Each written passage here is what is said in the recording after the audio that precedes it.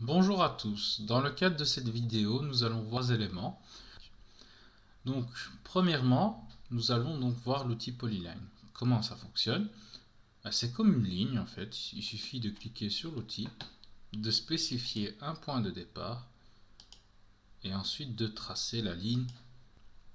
Une fois que vous avez terminé de faire votre tracé, il suffit d'appuyer sur Escape et donc du coup, là on peut observer toutes les lignes sont interconnectées. Donc c'est intéressant dans le sens où si j'utilise l'outil ligne et que je réalise un tracé qui ressemble à celui que je viens de tracer, je remarque qu'en sélectionnant ici cette ligne, je ne sélectionne qu'une seule ligne à la fois. On l'utilisera surtout pour la conception de dessins 3D.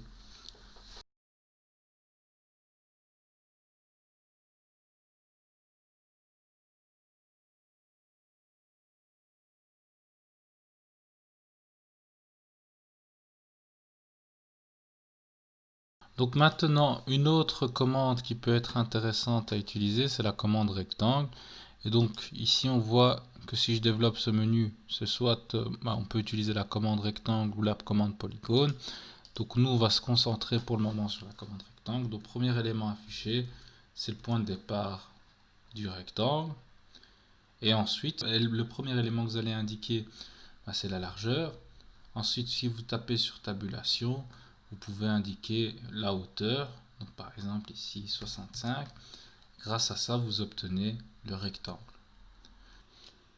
Oui, donc là, on peut voir que vous pouvez écrire la commande rec pour activer le rectangle.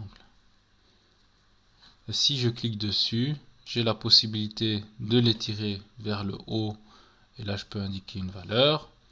J'ai la possibilité de le redresser et j'ai la possibilité de le modifier à travers ses coins. Donc on peut voir que le rectangle, en fait, il y a moyen de faire pas mal de modifications à l'aide du point d'ancrage.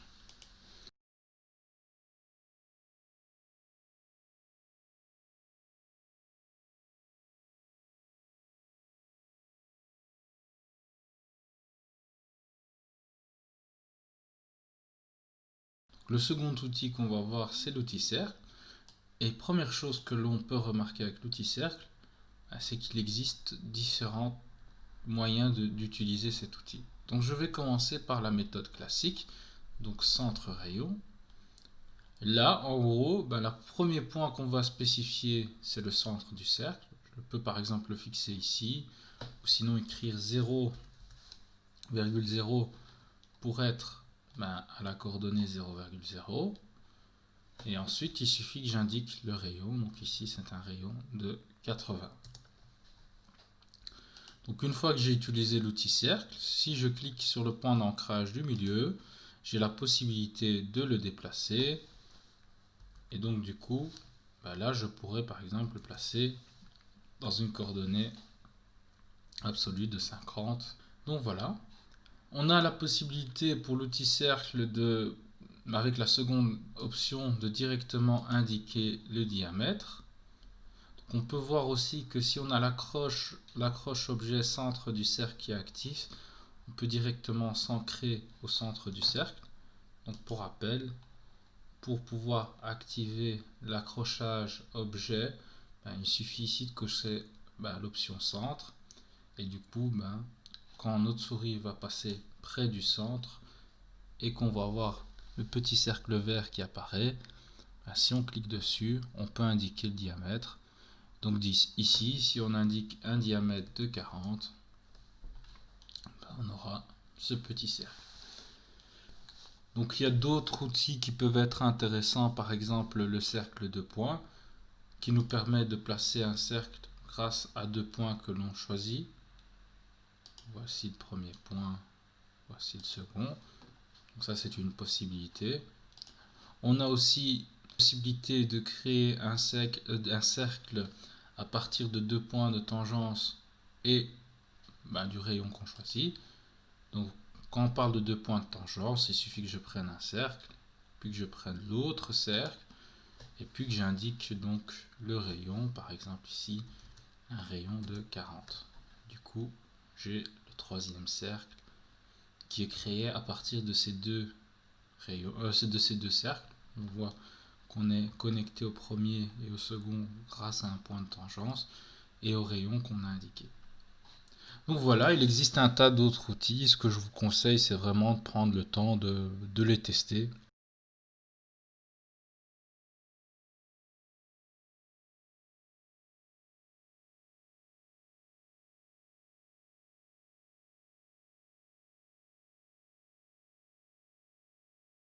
Dans l'idéal, c'est de travailler aussi donc avec les outils qui permettent de faire des arcs de cercle. Donc je vais tout d'abord tracer une ligne, tout simplement une ligne de 200 ici, pour pouvoir utiliser donc certains outils d'arc de cercle. C'est qu'ici, quand on veut sélectionner l'outil, on nous indique en fait l'ordre dans lequel on va devoir donner les informations. Donc par exemple ici, on a centre, départ et fin. Donc on comprend que le premier point qu'on va spécifier, c'est le centre du cercle. Ensuite, ça c'est le point de départ, parce qu'il est écrit départ. Et puis fin, c'est le dernier point. Donc ici, voilà, je peux choisir. Non. Donc ici, le second outil c'est centre, départ, et on indique le rayon, donc 80 par exemple. On a l'outil centre, départ, longueur. Donc là, où on va indiquer le point de départ et ensuite la longueur, par exemple 30. Et donc du coup, ici, on a une longueur de 30. Et là, on a le point de départ.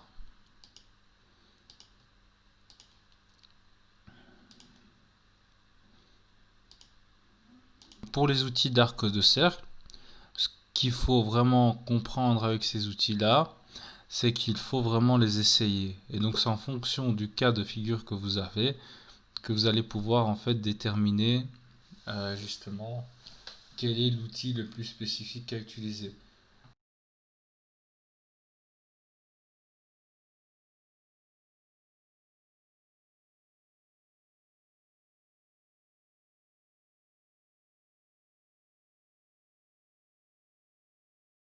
Ensuite, on a la commande polygone, qui est aussi une commande ultra intéressante, qui elle s'active de la manière suivante.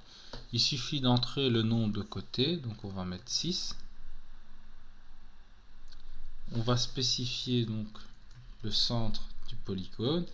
Et là, on peut choisir entre inscrit dans un cercle ou circonscrit dans un cercle. Donc pour ça, je vais vous montrer pour ça, je vais vous montrer la différence entre les deux. Donc un polygone inscrit dans un cercle, en fait les coins vont être à l'intérieur du cercle. Un polygone circonscrit dans un cercle, vous allez avoir le cercle et le polygone va sortir, les coins vont sortir à l'extérieur. Et donc du coup, pour le polygone inscrit dans un cercle, quand on va indiquer le rayon, c'est la distance entre le centre et le sommet. Pour les polygones circonscrits dans un cercle, c'est entre le centre et le milieu de l'une des faces. Inscrit dans un cercle, on peut le voir ici, donc on peut spécifier un rayon de 40 par exemple, et on crée notre polygone. Donc pour activer le polygone, j'active la touche polygone, ensuite j'indique le nombre de côtés, je choisis le centre, ensuite je choisis l'option inscrit ou circonscrit, donc ici on pourrait prendre circonscrit, et ensuite j'indique le rayon que je veux obtenir, donc 30, et puis ça me fait le bazar.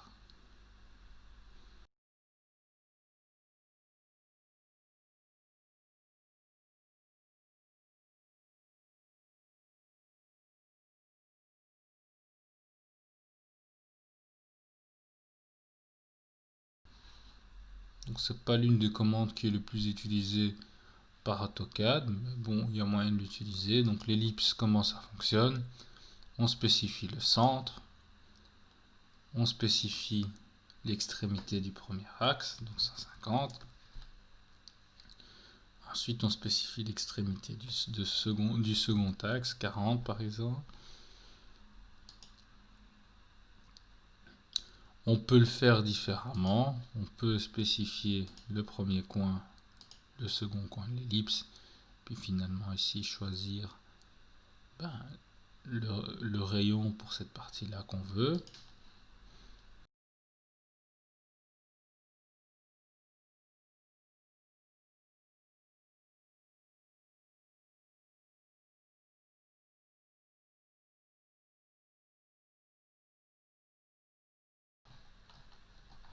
Donc finalement, l'une des dernières options, c'est qu'on a la possibilité de créer une zone masquée. Ça peut être intéressant pour cacher des détails dans le dessin. Donc la zone masquée nous permet de cacher une zone dans un dessin. Donc je vais activer cette option. Et là, il suffit de spécifier plusieurs points pour cacher la zone. Et une fois qu'on a tout sélectionné, on appuie sur fermer et automatiquement on cache certaines zones du dessin. On a la possibilité de modifier cet élément. Cet élément est un élément très récent parce qu'il est très utilisé pour tout ce qui est pour les géomètres par exemple, et pour des plans d'urbanisme et ainsi de suite. Si vous voulez le supprimer, il suffit de cliquer dessus, d'appuyer sur Delete et ça disparaît.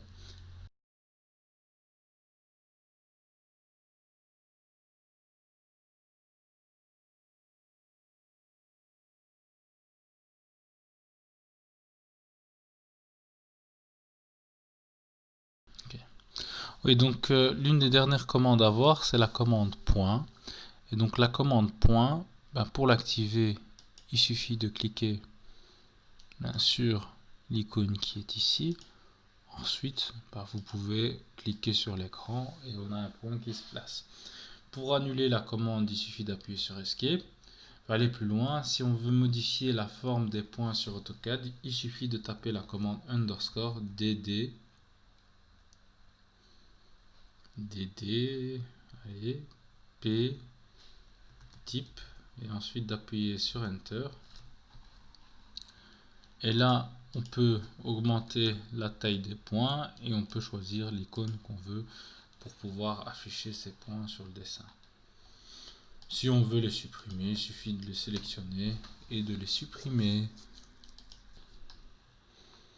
Donc ensuite, et là ça va être intéressant, on a ici la commande diviser. Et donc du coup, on choisit l'objet divisé. On indique le nombre de segments qu'on veut dans cet objet. Donc ici, on peut indiquer par exemple 5.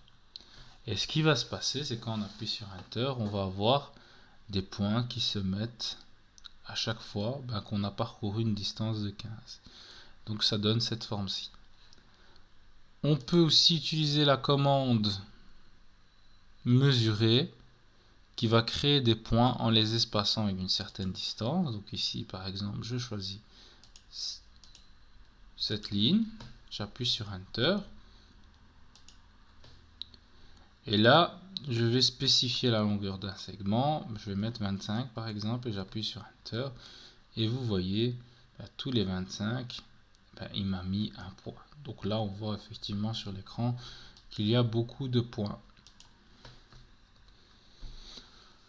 Donc voilà, là on a fait vraiment le tour sur les fonctions de base qui nous permettent de faire déjà pas mal de choses en dessin. Donc je vous remercie d'avoir regardé la vidéo et n'hésitez pas à la revoir si vous en avez besoin.